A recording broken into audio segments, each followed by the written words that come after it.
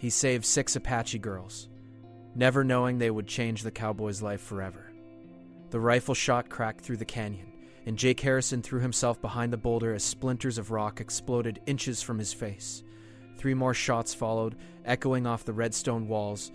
He pressed his back against the sun-baked surface, breathing hard, his Colt revolver gripped tight in his right hand. Below him in the ravine, 6 Apache girls huddled together in a wooden cage mounted on a wagon. The youngest couldn't have been more than 7 years old. The oldest maybe 15.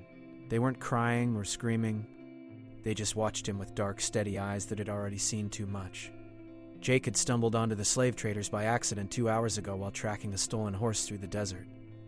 He'd been following hoofprints when he heard the girls singing softly in their own language, a mournful sound that made his chest ache. When he'd crested the ridge and seen the wagon, seen the iron bars and the 3 armed men lounging in the shade, something in him had snapped. He'd spent 10 years trying to leave violence behind, working cattle drives and breaking horses, keeping his head down, but some things a man couldn't ignore. The first trader he'd shot clean through the shoulder from 200 yards out. The man had dropped his whiskey bottle and hit the ground howling. The other 2 had scattered like rats, taking cover behind the wagon and the rocks. Now they were pinning him down, and his position wasn't good. He had maybe 8 bullets left. His canteen was back, with his horse a quarter mile away, and the sun was climbing toward noon. Another shot rang out, closer this time. Dust puffed up near his boot. Jake rolled left and fired twice at the muzzle flash he'd spotted near the wagon wheel. He heard a curse, then silence. The wounded man was still moaning somewhere down there, but the other 2 had gone quiet. That meant they were moving, trying to flank him. Jake's horse, a gray gelding named Smoke, was hopefully still tied where he'd left him in the juniper grove. If these men got around behind him, he'd never make it back to the animal. He needed to move now, push forward instead of retreating. It went against every survival instinct he'd learned in the cavalry, but surprise was the only advantage he had left. He checked his revolver, took 3 deep breaths, and burst from cover. He ran straight down the slope, sliding on loose gravel, firing as he moved. A man rose up from behind a creosote bush, 30 feet away, shotgun swinging toward him. Jake's first shot took him in the chest. The man's shotgun discharged into the air as he fell backward. Jake kept running, his boots pounding the hard earth, his heart hammering against his ribs. The 3rd trader popped up from behind the wagon, rifle raised. Jake dove forward, hit the ground rolling, and came up firing. His bullet caught the man in the leg. The trader screamed and dropped behind the wagon bed.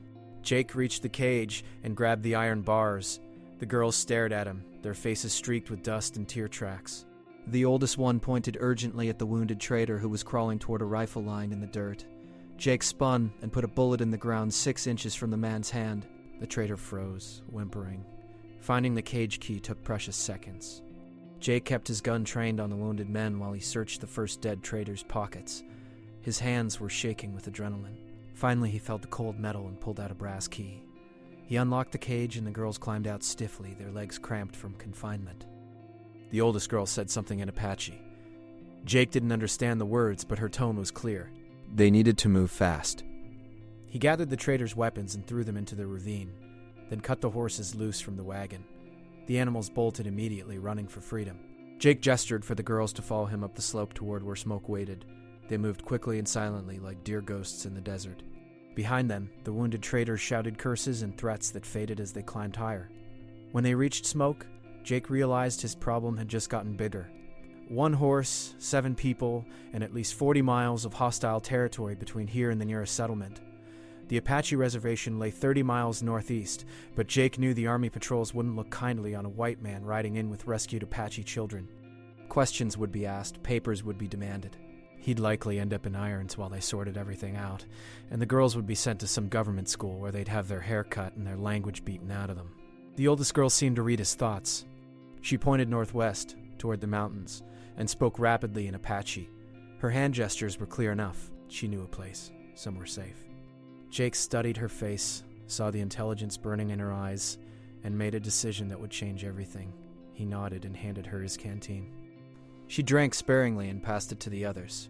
Each girl took only a small sip before giving it to the next. These children understood survival better than most grown men Jake knew. They walked through the afternoon heat, taking turns riding Smoke. It kept the pace steady, but not punishing. The girls ranged in age from maybe 7 to 15, and the youngest ones tired quickly despite their toughness. He gave them jerky from his saddlebag and the last of his hardtack biscuits. They ate without complaint, even though the food must have seemed strange to them. As the sun began its descent, painting the desert in shades of orange and purple, the oldest girl moved alongside Jake.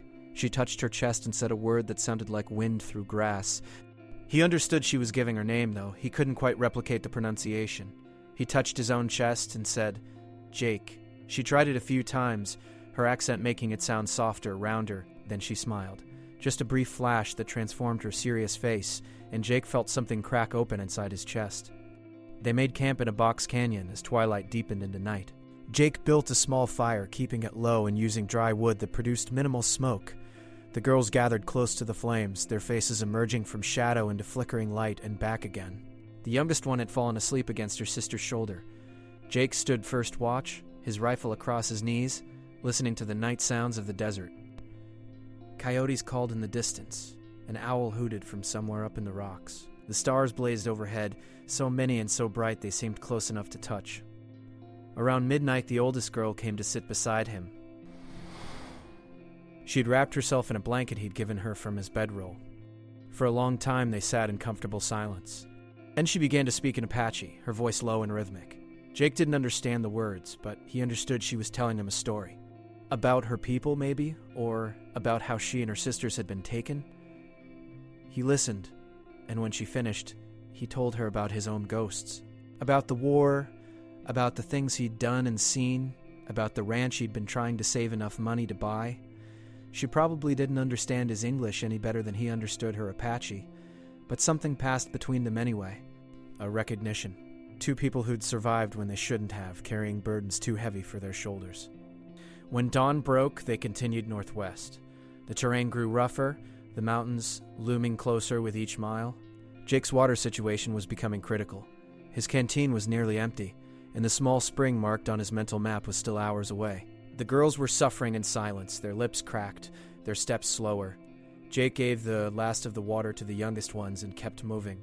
He had to trust that the oldest girl knew where she was leading them. By mid-afternoon, Jake was seriously worried. The sun beat down like a physical force, and the youngest girl had stopped sweating.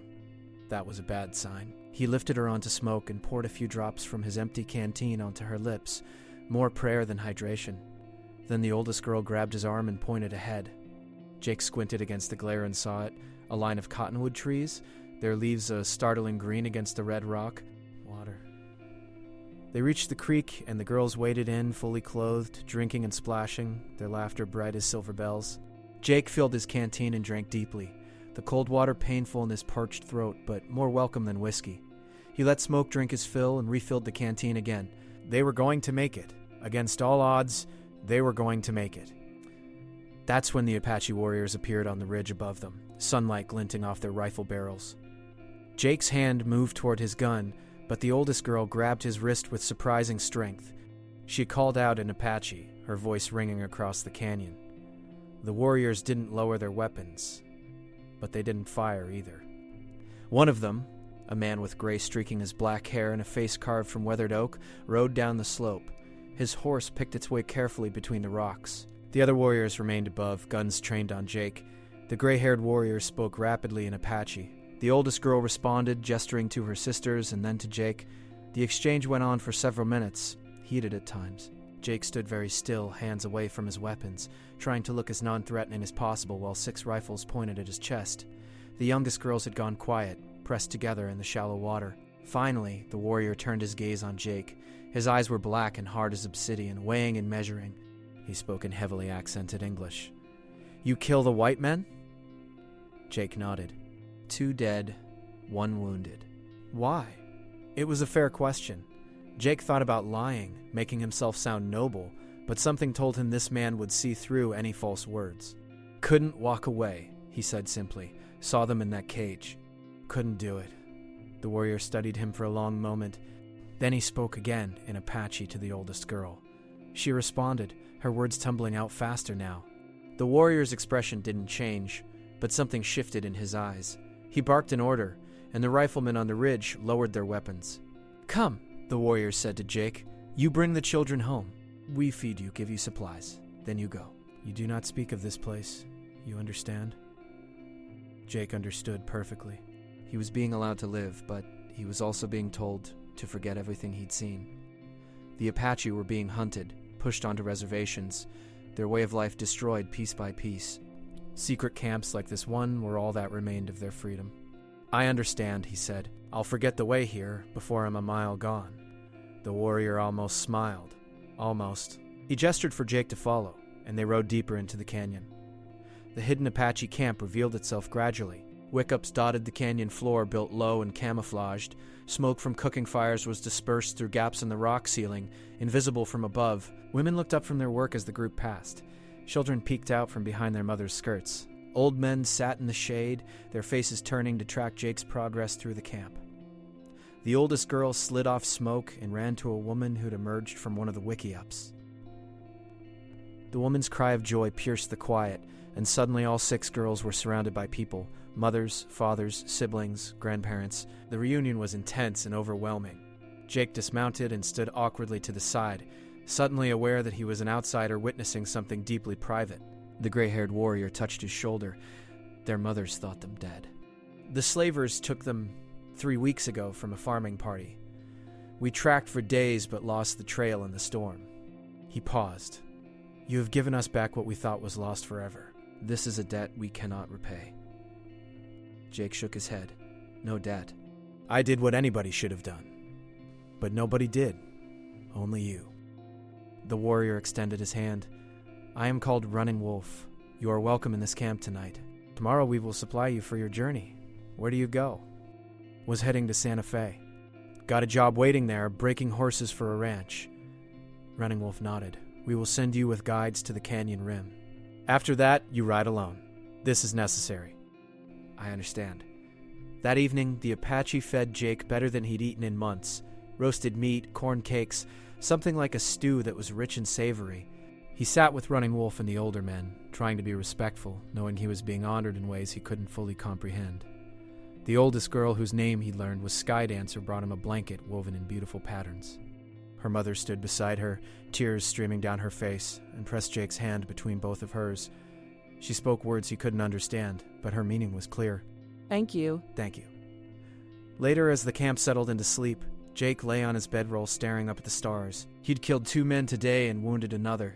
He'd put himself in mortal danger for strangers. He'd found a hidden Apache camp that the army would pay good money to know about. And tomorrow he'd ride away and keep all of it secret, carrying the weight of it alone for the rest of his life. But when he closed his eyes, he saw those 6 girls climbing out of that cage, saw Skydancer's brief smile, saw the joy on their mothers' faces. Some weights were worth carrying. Before dawn, Running Wolf shook him awake. "Time to go. The patrols will be moving soon." Jake saddled Smoke quickly. His saddlebags were heavier than before, packed with food and a new water skin. Someone had even cleaned and oiled his guns. Running Wolf and 2 younger warriors led him through a maze of canyons as the sky lightened from black to gray to pink. After an hour of riding, they emerged on a high plateau. Running Wolf pointed toward the eastern horizon where the sun was just breaking free of the earth. Santa Fe is 3 days that direction. Follow the cottonwoods to the river, then the river to the town. Stay away from the army posts. Jake nodded. He wanted to say something meaningful, something that would capture the strange and profound experience of the last day, but words failed him. Finally, he just said, "Take care of those girls. They will become strong women," Running Wolf said. "They will remember the white man who saved them when others would have passed by. This memory will be passed down to their children and their children's children. You have changed the future, Jake Harrison, though you do not yet know how." With that cryptic statement, Running Wolf turned his horse and rode back into the canyons, his warriors following. Jake watched until they disappeared into the maze of red rock, then turned Smoke toward the rising sun and began the long ride to Santa Fe. 3 days of hard travel through country that got progressively more settled. 3 days to think about what had happened and what it meant. He reached Santa Fe on a Saturday afternoon when the town was bustling with weekend commerce. The ranch foreman he'd been corresponding with was surprised to see him 3 days early, but pleased. "You can start Monday," the man said. "We got 20 green horses need breaking, and my regular guy broke his leg last week. Pays $2 a day plus meals." "You got a place to stay?" Jake took a room in a boarding house run by a widow named Mrs. Chen. It was clean, cheap, and came with breakfast included. That first night, he lay in an actual bed with actual sheets and should have slept like the dead. Instead, he stared at the ceiling, listening to the sounds of town life outside his window. Horses, wagons, men laughing, a piano playing somewhere down the street, civilization, safety. Everything he'd been working toward for the past 2 years, and all he could think about was 6 girls in a hidden canyon and the weight of the secret he'd carry forever. Monday morning, Jake reported to the ranch and discovered he had a genuine talent for breaking horses. He had patience and a gentle hand, and he could read an animal's mood like some men read books. The green horses responded to him, and by the end of the first week, the foreman was so impressed he offered Jake a permanent position with a small raise. Jake accepted and settled into a routine. Work from dawn to dusk, meals with the other ranch hands, evenings spent in his boarding house room reading borrowed books or mending tack. It was a good life, quiet and steady, exactly what he'd wanted. But 6 weeks after he'd arrived in Santa Fe, everything changed again. Jake was working a stubborn bay mare in the corral when he saw the 3 Apache women standing outside the ranch gates. Even at a distance, he recognized Skydancer. She'd grown taller, and she wore different clothes now, but her bearing was unmistakable. The 2 women with her were older, their faces lined with wisdom and hardship. All 3 wore the clothing of reservation Apache, the drab government-issue dresses that seemed designed to strip away identity. Jake handed the mare's lead rope to another hand and walked to the gate. His heart was pounding. Had something happened at the camp?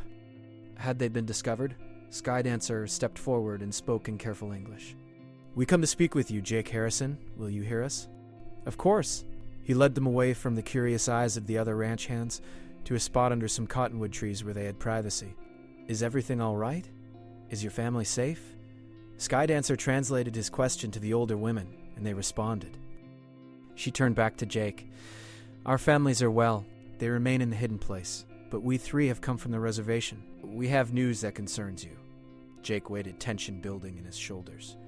"The men you fought, the slavers, they did not die quietly. Before he passed, one spoke of you. He described you to the marshal. The law now seeks a man matching your appearance for murder. They call you an outlaw. They say you killed 2 white men and stole Apache prisoners that were being legally transported to the reservation." Jake's blood ran cold. "That's a lie. Those girls were kidnapped. They weren't prisoners." "We know this, but the law does not care about such details. They have posted a reward, $500 for the man who shot the slavers." Skydancer's eyes were grave. "You are in danger, Jake Harrison. This is why we have come to warn you and to offer you something in return for what you gave us." One of the older women stepped forward. She was small and weathered like an old juniper, but her eyes were sharp and clear. Skydancer translated as the woman spoke. "I am called White Cloud. I am grandmother to 2 of the girls you saved. In our tradition, when a life debt cannot be repaid, it must be honored in a different way. You saved 6 lives. We offer you 6 gifts in return. The first gift is this warning. The second gift is a place of safety. The 3rd, 4th, 5th, and 6th gifts will reveal themselves when the time is right." Jake was struggling to process this. A wanted man? $500 was enough to bring every bounty hunter in the territory down on him. He'd have to run, leave the job he'd just found, abandon the quiet life he'd been building. "I appreciate the warning," he said, "but I can't accept your gifts. I didn't save those girls for a reward." White Cloud spoke again, and Skydancer translated. "This is why the debt is so strong. A man who acts without expectation of reward is rare. You will accept our gifts because to refuse would dishonor us. The choice is not yours to make." There was no arguing with that kind of logic. Jake nodded slowly. "All right. Thank you. What do you mean by a place of safety?" "We have family on the reservation," Skydancer said. "Distant cousins who have land that borders the white settlements.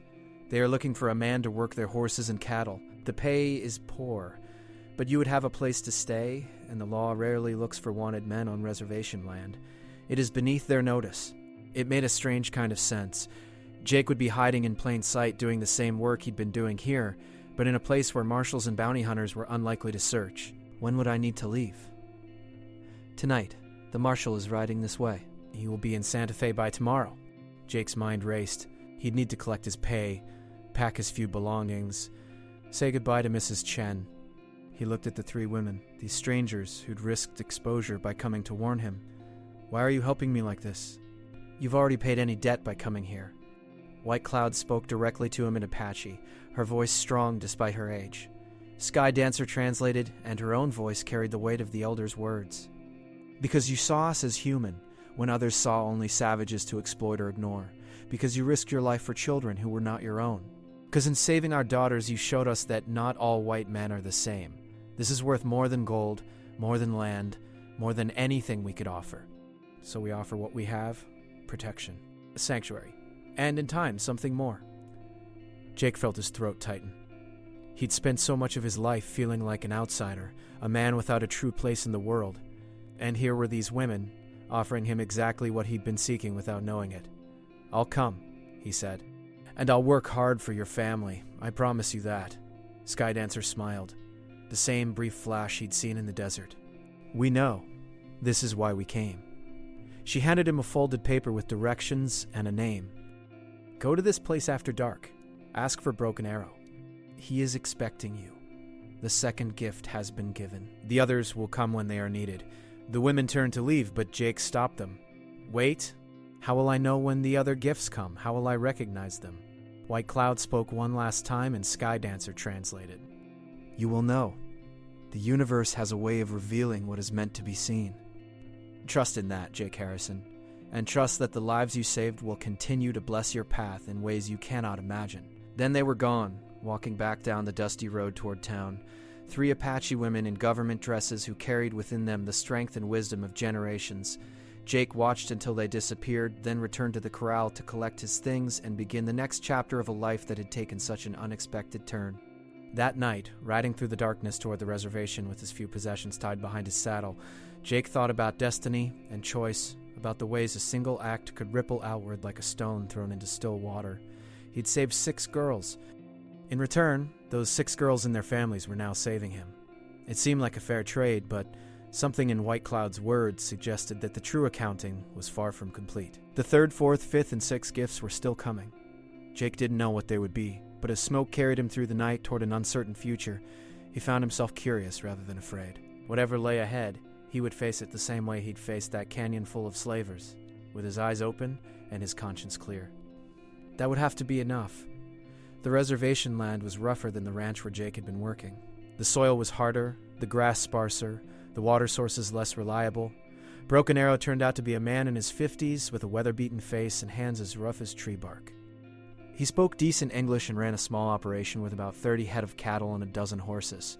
His wife, 2 Rivers, was a quiet woman who watched Jake with careful eyes, assessing him the way she might assess a new horse. And their 2 teenage sons, Pete and Danny, helped with the work and treated Jake with a mixture of curiosity and suspicion. Jake threw himself into the labor. He repaired fences that had been neglected, broke 3 green horses that Broken Arrow had acquired in trade, and helped move the cattle to better grazing. The work was harder than at the ranch, the conditions more primitive, but there was a freedom here he hadn't expected. No foreman watching his every move, no rigid schedule to follow. Broken Arrow treated him as a partner rather than a hired hand, asking his opinion on decisions and splitting the work evenly. After 3 weeks, 2 Rivers began to thaw. She started including Jake in family meals, teaching him words in Apache, correcting his pronunciation with patient amusement. The boys, too, grew friendlier once they saw that Jake wasn't going to act superior or condescending. Pete was particularly interested in Jake's past, asking endless questions about the cavalry and the war. Jake answered honestly but didn't glorify the violence. "War was hell," he told the boy, "no matter which side you fought for." One evening, as they sat around the fire after dinner, Broken Arrow said, "The women came to see you at the ranch. Skydancer and the grandmothers." Jake nodded. "They warned me about the marshal. Saved my life, probably."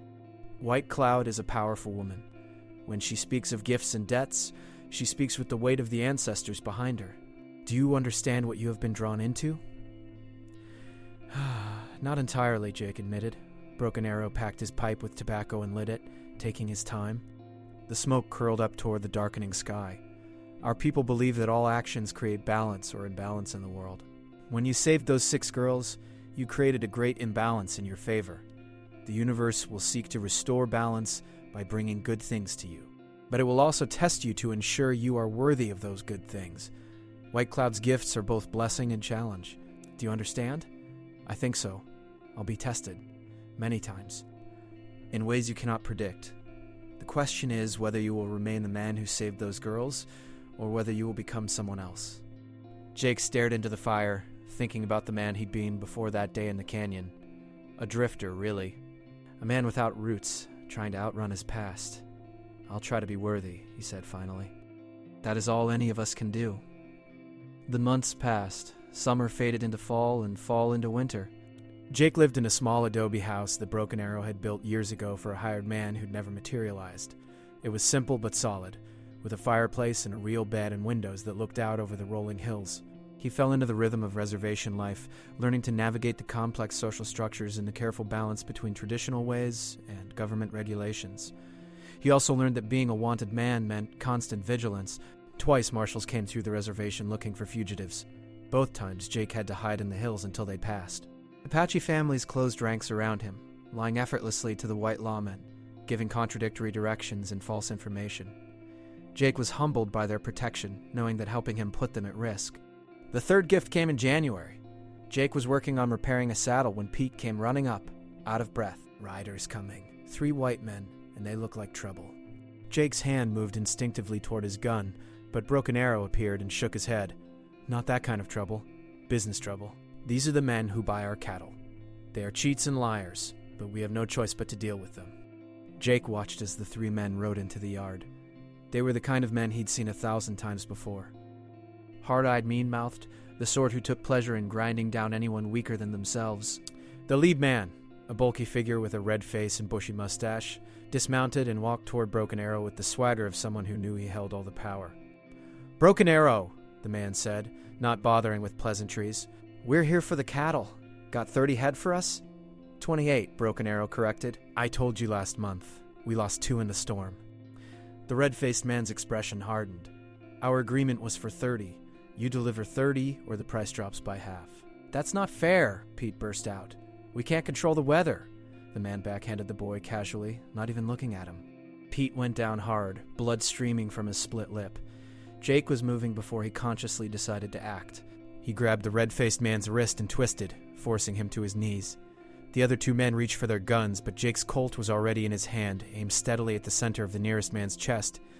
"Apologize to the boy," Jake said quietly. The red-faced man sputtered. "Do you know who I am? I'm Carl Briggs. I run the biggest cattle operation in 3 counties. You just made the worst mistake of your life." Jake twisted harder, and Briggs yelped in pain. "Apologize. Now." "All right. I'm sorry. Let me go, you crazy bastard." Jake released him and stepped back, his gun still drawn. "The price stays the same for 28 head. You'll pay fair value, and you'll treat these people with respect. If you don't like those terms, you can take your business elsewhere."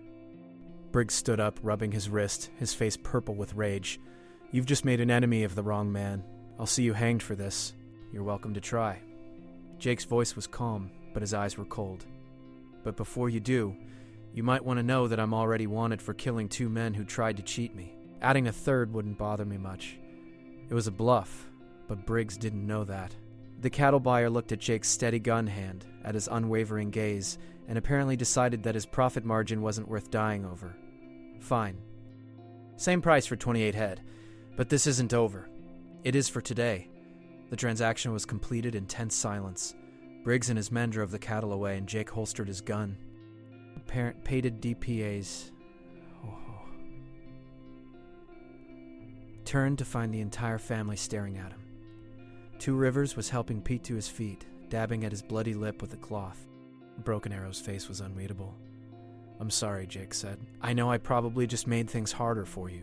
Broken Arrow shook his head slowly. "You stood up for my son when I could not. The government says we must do business with men like Briggs. They have made us powerless against such disrespect. But you are not bound by these rules." He placed a hand on Jake's shoulder. "This is the 3rd gift, the courage to act when others cannot. White Cloud saw this in you, and now you have proven her wisdom." Jake hadn't thought of it as a gift, but he supposed that was the point. The gifts weren't things given to him, but qualities he possessed that would be called forth when needed. He'd saved the girls because he had the courage to act. Now, that same courage had protected Broken Arrow's family. The pattern was beginning to make sense. But Broken Arrow was right about one thing. It wasn't over. Carl Briggs was not a man who forgot slights, and Jake had humiliated him in front of his men. Trouble was coming. Jake could feel it in his bones the same way he'd felt the approach of a storm back in his cavalry days. He spent the next few weeks preparing, cleaning his weapons, checking his ammunition, making sure Smoke was ready for a hard ride if it came to that. He also taught Pete and Danny how to shoot properly, how to handle themselves in a fight. The boys were eager students, soaking up knowledge like dry earth soaking up rain. The attack came on a cold February night, when the moon was dark and the stars provided the only light. Jake woke to the smell of smoke and the sound of men's voices shouting. He grabbed his gun and ran outside to see two of the outbuildings on fire, flames leaping high into the night sky. Shadowy figures on horseback circled the compound, torches in hand. As Jake watched, one of them threw a torch onto the roof of Broken Arrow's house. Jake fired 3 times, aiming for the horsemen but careful not to hit the animals. One man screamed and fell from his saddle. The others scattered, returning fire wildly. Bullets kicked up dirt around Jake's feet. He dove behind a water trough and kept shooting, methodical and calm despite the chaos. Pete and Danny emerged from their house with rifles, taking positions behind cover like Jake had taught them. Their fire was accurate enough to drive the attackers back, but the damage was done. The outbuildings were lost, and Broken Arrow's house was burning. 2 Rivers and Broken Arrow managed to escape with some belongings, but the structure was doomed. Jake and the boys formed a bucket brigade from the well, desperately trying to stop the fire from spreading to the barn where the horses were screaming in terror. The work was exhausting, smoke burning their lungs, heat blistering their skin. By dawn, they'd saved the barn and the main house where Jake lived, but everything else was ashes. They found the body of the man Jake had shot lying in the dirt 50 yards from the compound. Jake didn't recognize him, just another hired gun working for Briggs. The man had a letter in his pocket, though, and when Broken Arrow read it, his face went grim. "This is a deed transfer. Briggs has been buying up the land around ours. He wants us gone so he can expand his operation. He will not stop until he succeeds." Jake looked at the ruined buildings, at the exhausted faces of his friends, and felt a cold fury building in his chest. Briggs had tried to burn them out, maybe even kill them, all for land and profit. It was the same story Jake had seen play out 100 times across the West. The strong preying on the weak, using violence and intimidation to take what they wanted. And the law either looked the other way or actively helped the oppressors. "Then we make him stop," Jake said. Broken Arrow looked at him with sad, knowing eyes. "How?" "We are Apache on a reservation. We have no power against a man like Briggs. Maybe not legally. But there are other kinds of power." Jake was thinking fast, putting together a plan that was probably crazy, but might just work. Briggs is used to people being afraid of him. He thinks nobody will fight back. "We're going to prove him wrong. We're going to hit his operation so hard, he'll think twice about coming after us again." "That's war," 2 Rivers said quietly. "It's already war. He started it by burning your home. We're just going to finish it." Over the next week, Jake scouted Briggs's ranch, learning its layout, its weaknesses, its patterns.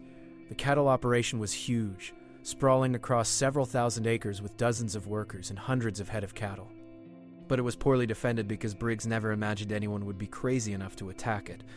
That arrogance was going to be his downfall. Jake's plan was simple but risky. They would stampede Briggs's cattle, driving them into the surrounding countryside where they'd scatter and take weeks to round up. The chaos would cost Briggs a fortune in time, money, and lost animals. It wouldn't ruin him, but it would hurt him badly enough to make him think twice about further attacks. And if they timed it right, they could do it without anyone getting killed. Pete and Danny volunteered immediately. Broken Arrow was hesitant, but 2 Rivers surprised everyone by supporting the plan. "Our home is gone," she said.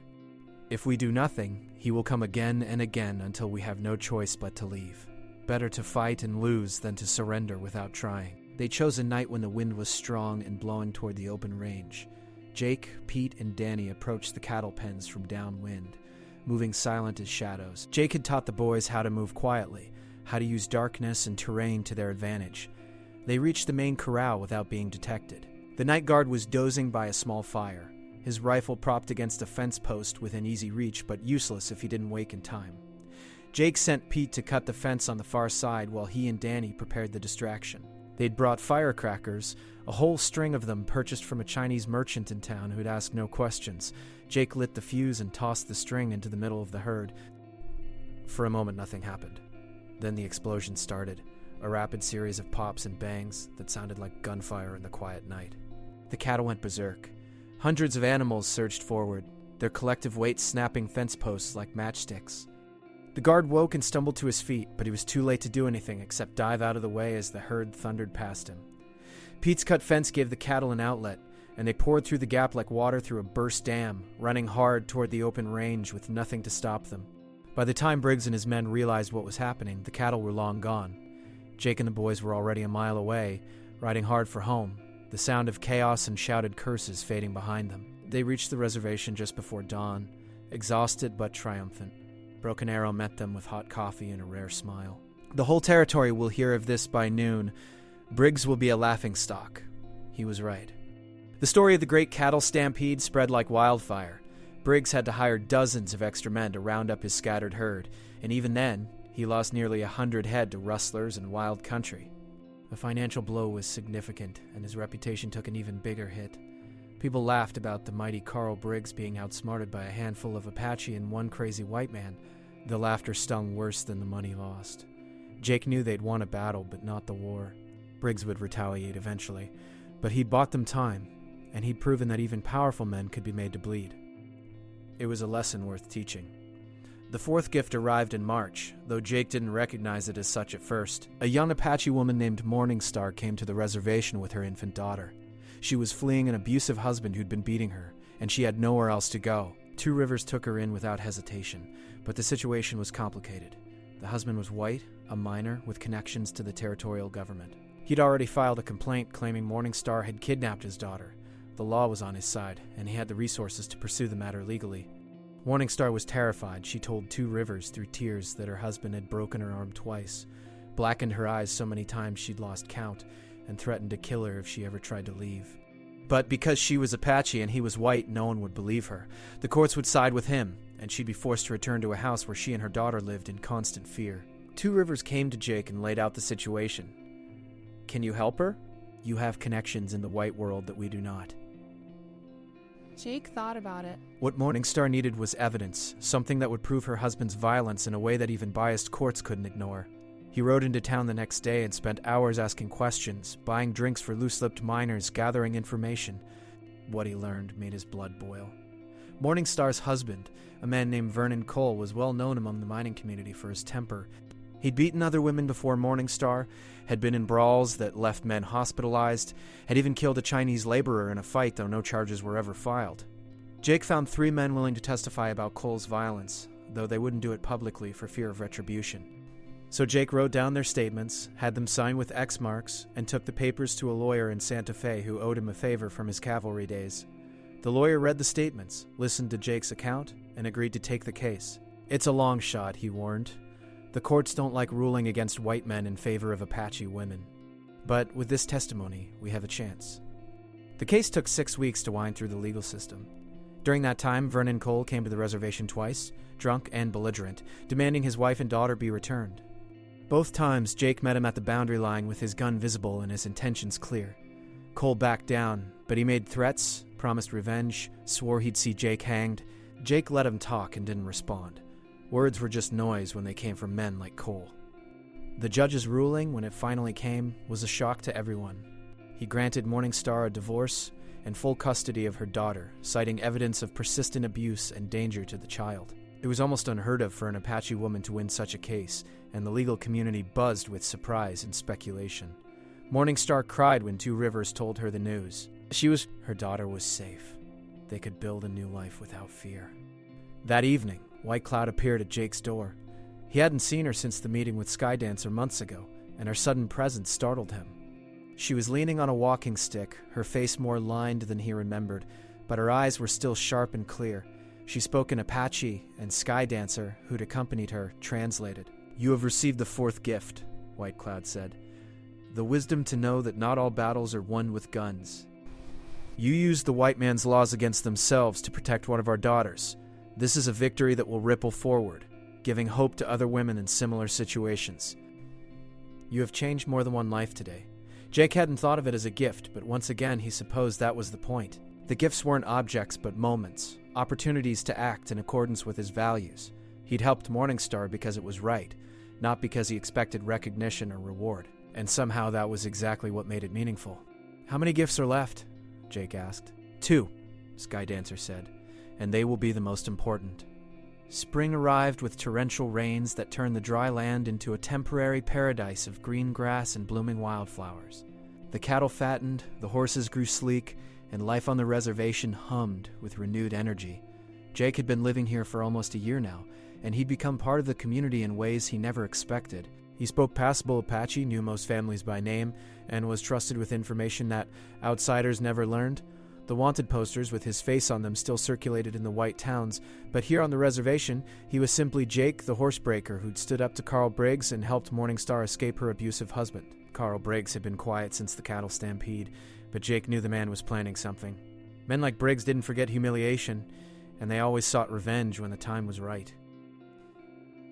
Jake remained watchful, ready for trouble, but as the weeks passed without incident, he began to relax slightly. Maybe Briggs had decided the cost of revenge was too high. Maybe he'd moved on to easier targets. Jake should have known better. The fifth gift came in April, and it came wrapped in violence. Jake was out checking fence lines when he heard gunshots from the direction of Broken Arrow's new house. He kicked Smoke into a gallop and reached the compound to find Danny lying in the dirt, blood spreading across his shirt. Pete was kneeling beside his brother, pressing a cloth to the wound and screaming for help. Two Rivers ran from the house with medical supplies while Broken Arrow stood guard with his rifle, scanning the surrounding hills. "What happened?" Jake demanded, dropping from his horse and running to the injured boy. "Ambush," Pete gasped. "We were riding back from town. 3 men with rifles. They shot Danny and ran when I returned fire." Jake examined the wound. The bullet had entered Danny's shoulder and exited cleanly, missing bone and major arteries. Painful and bloody, but not fatal if they stopped the bleeding and prevented infection. He helped Two Rivers bandage the wound tightly while Broken Arrow kept watch. Danny gritted his teeth against the pain, refusing to cry out even when the pressure on his shoulder must have been agonizing. Once Danny was stable and resting inside the house, Jake gathered Pete and Broken Arrow. This was Briggs. He's escalating. Next time he'll try to kill someone. "We should go to the law," Pete said, but his tone was doubtful. "The law won't help us," Broken Arrow said flatly. "We're Apache. Briggs is white and wealthy. The marshal will find an excuse to blame us or do nothing at all." Jake knew he was right. They were on their own, and Briggs wasn't going to stop until he destroyed everything Broken Arrow had built. The time for defensive measures had passed.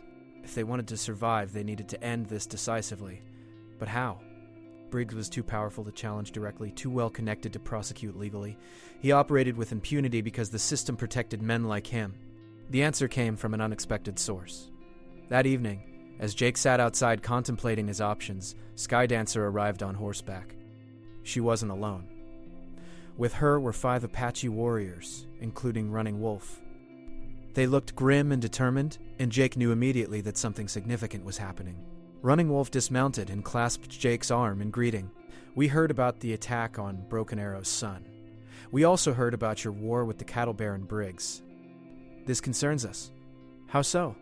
"Because Briggs is not content with the reservation lands he's already absorbed. He has petitioned the government to reduce our reservation boundaries, claiming the land is wasted on Indians who don't use it properly. If he succeeds, many families will be forced to relocate. Our hidden camp will be discovered. Our way of life will end." Running Wolf's expression was hard. "We cannot allow this." Jake saw where this was going.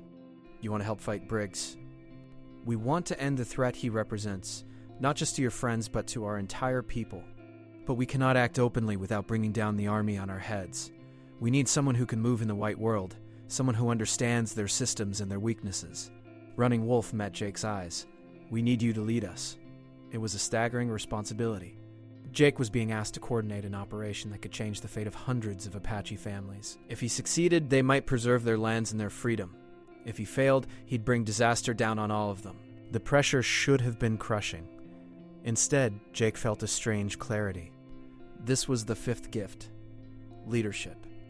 The ability to unite different groups toward a common purpose.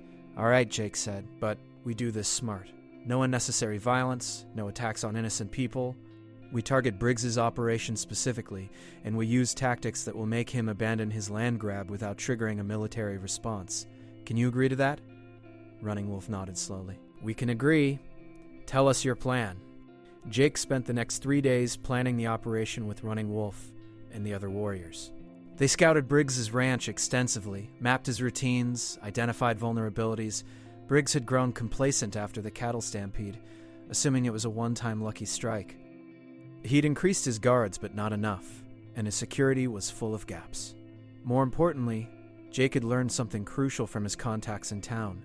Briggs was deeply in debt to Eastern investors. He'd borrowed heavily to expand his operation. gambling that the reduced reservation boundaries would give him access to prime grazing land. If that expansion didn't happen, if his operation faltered and his profits dropped, his creditors would foreclose. He'd lose everything. That was the key. They didn't need to destroy Briggs completely. They just needed to make him a bad investment, a business liability. Once his creditors lost faith, they'd cut him loose, and his power would evaporate. The operation began on a moonless night in late April. Jake and the warriors moved in 3 groups, each targeting a different aspect of Briggs' ranch. The first group, led by Running Wolf, freed all of Briggs's horses and drove them into the backcountry. Without horses, the ranch hands couldn't work the cattle effectively or patrol the property. The second group, including Sky Dancer and 2 other women who were excellent shots, positioned themselves on the surrounding ridges and kept the guards pinned down with precise rifle fire that came close enough to be terrifying but didn't actually hit anyone. The third group, led by Jake and Pete, destroyed Briggs' water pumps and sabotaged his wells. In this arid country, water was more valuable than gold. Without it, the cattle would die or have to be moved immediately. The raids were executed perfectly. By dawn, Briggs's operation was in chaos. His horses were scattered across 50 miles of rough terrain. His guards were terrified and refusing to work without hazard pay. His water supply was destroyed and his cattle were already showing signs of distress. The financial losses would be staggering, and the time required to rebuild would be months at minimum. But Jake wasn't done. The final blow came from an unexpected direction. Morningstar, who'd been living quietly on the reservation with her daughter, had maintained contact with some of the women she'd known during her marriage. These women, beaten down and scared but still possessing a spark of defiance, had been gathering information about Briggs and his business dealings. They brought their information to Morningstar, who brought it to Jake. What they revealed was explosive. Briggs had been falsifying his financial records, lying to his investors about his herd numbers and his profits. He was running a massive fraud, and if the truth came out, he wouldn't just lose his ranch, he'd go to prison. Jake rode to Santa Fe and delivered the evidence to a federal marshal he'd known in the cavalry, a man who was honest in a profession that often wasn't. The marshal reviewed the documents, his face growing darker with each page. "This is enough to prosecute. Where did you get this?" "Does it matter?" "I suppose not." The marshal looked at Jake with something like respect. "You know this will cause a scandal. A lot of people have invested in Briggs. They won't be happy. They invested in a lie. They deserve to know the truth." The marshal nodded. "I'll start the investigation immediately. Thank you for bringing this forward." Jake left Santa Fe feeling lighter than he had in months. He'd set forces in motion that would topple Carl Briggs without a single unnecessary death. It was a victory he could be proud of. 2 weeks later, federal marshals arrested Carl Briggs on charges of fraud, embezzlement, and falsifying government documents. His ranch was seized pending trial, and his investors fled like rats from a sinking ship. The man who terrorized the reservation families, who tried to burn them out and steal their land, was destroyed not by violence but by his own greed and corruption being exposed to the light. Broken Arrow organized a feast to celebrate. Families from across the reservation came to share food, tell stories, and honor those who'd fought to protect their community. Jake found himself at the center of attention, uncomfortable with the praise but grateful for the genuine affection these people showed him. He'd come to the reservation as a fugitive seeking shelter. He'd stayed to help friends, but somewhere along the way this had become his home. White Cloud appeared as the celebration was winding down. She looked frailer than before, leaning heavily on her walking stick, but her presence commanded immediate respect. The crowd grew quiet as she made her way to where Jake stood with Broken Arrow's family. She spoke in Apache and Sky Dancer, now a young woman of 19, translated with pride in her voice. "You have received the 5th gift, leadership. You brought together people who would not normally unite, and you led them to victory over a powerful enemy. You did this without sacrificing your principles, without becoming the kind of man you were fighting against. This is the mark of true leadership." White Cloud paused, her ancient eyes studying Jake's face. "One gift remains. The 6th and final gift. It is the greatest of all, and it cannot be given or earned. It can only be received when you are ready. When the time comes, you will understand." Jake wanted to ask what she meant, but White Cloud had already turned away, disappearing into the crowd with the ease of smoke dissolving into air. He looked at Sky Dancer. "Do you know what the 6th gift is?" She smiled mysteriously. "I have suspicions, but it would be wrong to speak them. You must discover this truth yourself." The summer months passed peacefully. Briggs' trial dragged on in Santa Fe, but the outcome was never in doubt. The evidence was overwhelming, and his creditors were too angry to help him. He'd be convicted, stripped of his property, and likely spend years in federal prison. The reservation lands were safe, at least for now, and Broken Arrow's operation flourished. Danny recovered fully from his gunshot wound, prouder of his scar than he probably should have been. Pete was already courting a girl from another family, talking about building a house and starting his own herd. Jake settled into a comfortable routine, but something was shifting inside him. He'd spent so much of his life running from his past, trying to find a place where he belonged. And here, on this hard-scrabble reservation land, he'd finally found it. These people had accepted him, protected him, made him part of their community. He'd fought for them, bled for them, and would gladly do it again. But there was something missing, a final piece of the puzzle that he couldn't quite identify. The answer came on a warm evening in August. Jake was sitting outside his house watching the sunset paint the sky in shades of orange and purple when Skydancer rode up. She dismounted with the fluid grace of someone who'd grown up on horseback and came to sit beside him without waiting for an invitation. They sat in comfortable silence for a while, watching the light fade from the sky. "You've been here almost 2 years," Skydancer said finally. "Has it been that long?"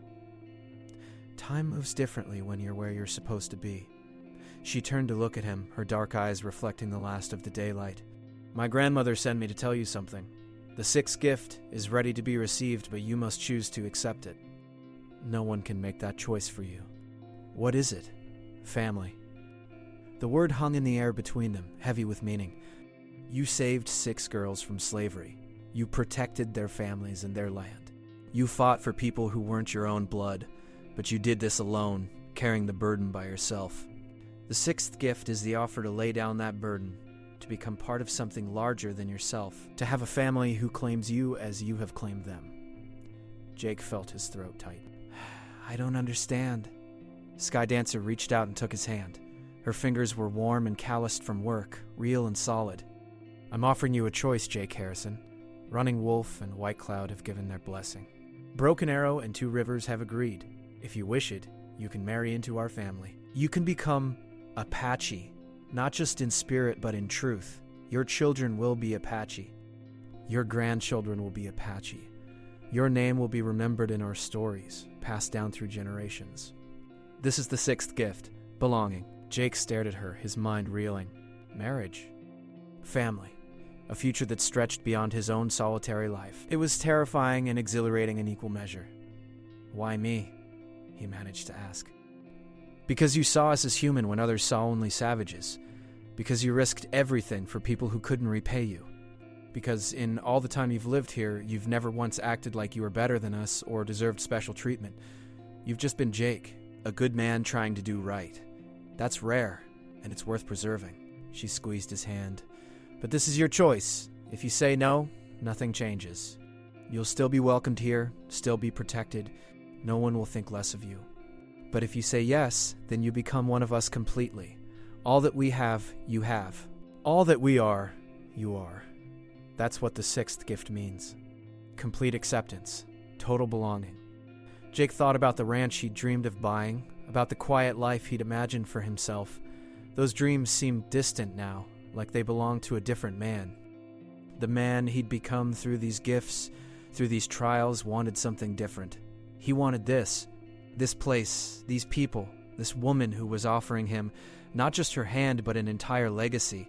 "I need to know something first," Jake said. "Are you offering this because your grandmother told you to, or because you want to?" Skydancer laughed, a sound like water over stones. "My grandmother suggested it. But I chose you, Jake. 2 years ago, I was a girl in a cage, believing I would never see my family again. You gave me back my life. I've watched you since then, seen how you've grown and changed, seen the man you've become. I want to build a life with that man, if he'll have me." Jake leaned forward and kissed her, gentle and tentative. And when she kissed him back with enthusiasm and joy, he felt the last piece of the puzzle click into place. This was the sixth gift. Not just family, but love. Not just belonging, but being chosen. After a lifetime of running and searching, he'd finally found his home. They were married 3 weeks later in a ceremony that blended Apache tradition with the few Christian elements Jake remembered from his childhood. White Cloud performed the blessing, her voice strong despite her age. Running Wolf stood as witness, his stern face cracking into something almost like a smile. Broken Arrow and Two Rivers treated Jake like a son they'd always had. The 6 girls Jake had saved, now young women finding their own paths in life, sang songs in Apache that made the old women cry and the young men's hearts race. Morning Star came with her daughter, who toddled around the celebration on unsteady legs, laughing with pure joy. Jake stood at the center of it all, holding Sky Dancer's hand, and felt the weight of the past finally lift from his shoulders. He'd killed men and saved lives. He'd been a soldier, a drifter, a wanted criminal, and a hero. He'd received 6 gifts from people who owed him nothing and given him everything. And now he was starting a new chapter, one written not in violence and survival, but in love and community. That night, lying beside his wife in their small adobe house, Jake thought about the man he'd been 2 years ago. That man would barely recognize his life now. He'd been so focused on running from his past that he'd never stopped to imagine a future worth running toward. It had taken 6 Apache girls in a cage, a handful of gifts from a wise grandmother, and the courage to accept change to bring him here. Sky Dancer stirred in her sleep and moved closer, her warmth solid and real against his side. Outside, the desert night sang its ancient songs. Coyotes called to each other across the distances. The wind whispered through the sage. Somewhere in the darkness, Smoke nickered softly in his corral, content and safe. Jake closed his eyes and let himself drift toward sleep. No longer a man running from his past, but a man walking confidently into his future. The 6 gifts had been given and received. His debt was paid. His life was his own to live. And for the first time in longer than he could remember, Jake Harrison was at peace. He'd saved 6 Apache girls, never knowing they would change his life forever. But they had, in ways profound and permanent, and he would spend the rest of his days grateful for that chance encounter in the desert, for that moment when he'd chosen to act instead of walk away, for that single decision that had rippled outward and transformed everything. In the years that followed, Jake and Sky Dancer had 3 children who grew up speaking both English and Apache, who knew the stories of their people and the wider world beyond the reservation. Jake taught them to ride and shoot and think for themselves. Sky Dancer taught them the old ways, the languages and songs and skills that had sustained their people for generations. Together, they built a life that honored both their heritages, that refused to choose between their identities, but instead embraced the complexity of being both. Jake never forgot the 6 gifts. They had shaped him, challenged him, and ultimately saved him from a life of lonely wandering. He told the story to his children and grandchildren, making sure they understood that gifts weren't just things given, but opportunities to become better versions of themselves. He taught them that courage meant acting when others wouldn't, that wisdom meant knowing when to fight and when to use other means, and that the greatest gift of all was love freely given and gratefully received. White Cloud lived to see Jake's first 2 children born before she passed peacefully in her sleep, surrounded by family. At her funeral, Running Wolf spoke of her wisdom and her gift for seeing the threads that connected all lives, all choices, all futures. He spoke of how she'd recognized something special in the white cowboy who'd saved 6 girls, and how her vision had brought blessings to their entire community. Jake stood in the back of the gathering, tears streaming down his face, mourning the loss of a woman who'd changed his life without ever asking for anything in return. The years rolled on. The frontier gradually faded as the 20th century approached, bringing railroads and telegraphs and automobiles. The reservation changed too, adapting to new realities while trying to preserve old ways. It wasn't always easy, and there were losses that broke hearts. But the community endured, and Jake was part of that endurance, a bridge between worlds who proved that different peoples could live together with respect and mutual support. When Jake was an old man with silver in his hair and lines carved deep in his weathered face, he sat with his grandchildren and told them the story one final time. He told them about the day he found 6 girls in a cage and made the choice to act. He told them about the 6 gifts that followed, each one a lesson and a blessing, and he told them about the most important truth he'd learned through it all. Life gives you moments, Jake said, his voice rough but steady, moments when you have to choose who you're going to be. Most people let those moments pass without acting, and they spend the rest of their lives wondering what might have been different. But if you're brave enough to act, if you're willing to risk everything for what's right, then life has a way of rewarding that courage. Not always in ways you expect, not always immediately, but eventually, if you stay true to yourself, the gifts will come, and they'll change you in ways you never imagined possible. His youngest granddaughter, a serious girl of 8 with her grandmother's dark eyes, asked, "What was the best gift, grandfather?" Jake smiled and looked across the room to where Sky Dancer sat with their daughters, her hair now streaked with gray, but her bearing still proud and strong. "The 6th gift," he said. "Always the 6th gift. Because family is what makes all the other gifts matter. Courage means nothing if you have no one to protect. Wisdom is wasted if you have no one to share it with. Leadership is empty if you have no community to serve. But family? Family gives meaning to everything else. It's the foundation on which all good things are built. The children nodded, storing away his words to think about later. Jake knew some of them would remember and some would forget, but that was the way of things. You planted seeds and hoped some would grow. That was all any person could do. He lived to see his children grow old themselves, saw his grandchildren have children of their own. He saw the reservation struggle and adapt and survive. He saw old enemies become grudging neighbors, saw attitudes slowly change, saw small steps toward justice even if full equality remained frustratingly distant. He didn't live to see all the changes he hoped for, but he lived to see enough to know that the work he'd done, the choices he'd made, had mattered. When Jake Harrison finally died at the age of 83, surrounded by family and friends, the story of the cowboy who saved 6 Apache girls had become legend. The details had grown and shifted over the decades, embellished by countless retellings, but the core remained true. A man had acted when others wouldn't. He'd risked everything for strangers. And in return, he'd received gifts that transformed his life and blessed generations that followed. They buried him on a hill overlooking the reservation lands he'd fought to protect, with a simple marker that bore his name in both English and Apache. Skydancer, still strong at 80, stood at the grave and spoke the words her grandmother had once spoken to her. The gifts have been given and received. The circle is complete. The story continues. And it did continue, passed down through the generations, told and retold around fires and dinner tables, in schoolrooms and ceremonies. The story of Jake Harrison and the 6 Apache girls became more than just history. It became a parable about courage and choice, about how a single act of compassion could ripple outward and change the world in ways both large and small. Years later, when Jake's great-great-grandchildren walked the same lands he'd walked, they would sometimes pause and feel something in the air, some sense of presence that reminded them they were part of a larger story. They were the living legacy of a man who'd chosen to act instead of turning away, who'd received 6 gifts and used them to build a life of meaning and purpose. They carried his blood and his values forward into an uncertain future, proof that his story, his choices, his courage had mattered. The 6 girls he'd saved had long since passed, having lived full lives as mothers, grandmothers, teachers, healers, and leaders in their community.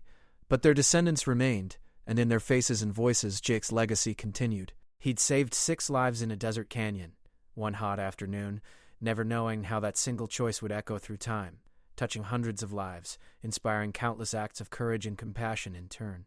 In the end, that was the true meaning of the gifts. Not just what Jake received, but what he gave forward. Not just how he was changed, but how he changed others. The story became a reminder that everyone has the capacity to be more than they are, to rise above fear and self-interest, to choose courage over comfort, compassion over cruelty, love over loneliness. Jake Harrison had been an ordinary man who made an extraordinary choice, and in doing so, he discovered that the greatest gifts in life aren't things you possess, but the person you become and the legacy you leave behind. He'd saved 6 Apache girls, and they had saved him right back, not just from the law or from danger, but from a life of emptiness and isolation. Together they'd created something that outlasted them all, a story, a legacy, a family. A future built on the foundation of 6 gifts freely given and gratefully received. And in the years and decades and generations that followed, when people asked about the old cowboy who'd lived on the reservation, who'd become Apache by choice rather than birth, who'd fought and loved and built a life that bridged 2 worlds, the answer was always the same. He was a man who'd seen others as human when the world said they were less. He was a man who had acted when others walked away. He was a man who'd received 6 gifts and spent his life living up to them. And in the end, that was enough. That was more than enough. That was everything.